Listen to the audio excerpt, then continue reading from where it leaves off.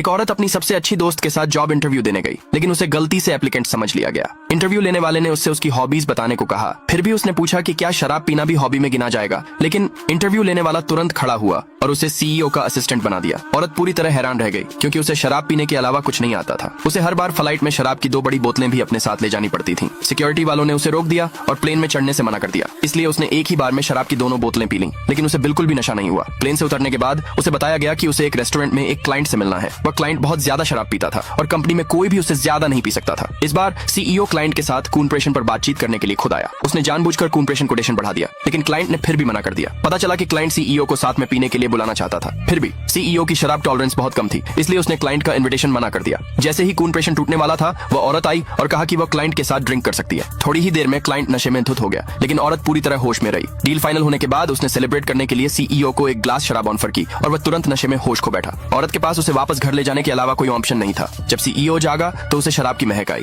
वह यह देखकर चौंक गया कि औरत असल में शराब से अपने दांत साफ कर रही थी। उस आदमी ने सोचा कि वह शराब पीने की शौकीन होगी और फिर उसे अपनी पर्सनल सेक्रेटरी की पोस्ट ऑफर की। ये सुनकर कि सालाना सैलरी 5 मिलियन युआन है, औरत ने बिना किसी हिचकिचाहट के कॉन्ट्रैक्ट साइन कर दिया। लेकिन जब उसे पता चला कि उसे सीईओ की गर्लफ्रेंड होने का नाटक करना होगा, तो उसने तुरंत अपना रिजाइन दे दिया। उस आदमी ने उससे कहा, एक तरफा कॉन्ट्रैक्ट तोड़ने के लिए तुम्हें $10 मिलियन की पेनल्टी देनी होगी। यह सुनकर औरत को रिजाइन करने का अपना प्लान छोड़ना पड़ा। बाद में सीईओ ने उसे अपने साथ एक फैमिली डिनर में आने के लिए कहा। अगले दिन वह औरत सीईओ के घर गई। जब औरत ने शराब देखी तो उसने उसे उठाया और बिना किसी हिचकिचाहट के पी गई। वहाँ मौजूद सभी लोग पूरी तरह हैरान रह गए। इसके बाद उस औरत ने सीईओ के दादाजी को अपने साथ पीने के लिए बुलाया। सीईओ ने अपने दादाजी को रोकने की कोशिश की और कहा कि पीने में कभी भी उस औरत से मुकाबला मत करना, लेकिन दादाजी ने उन्हें डांटा, ये सोचकर कि वह कभी भी किसी औरत से कम नहीं हो सकते। हालांकि दादाजी को नशे में धुत होने में ज्यादा समय नहीं लगा। अगले भाग के लिए नीचे कमेंट में पार्ट 2 लिखे।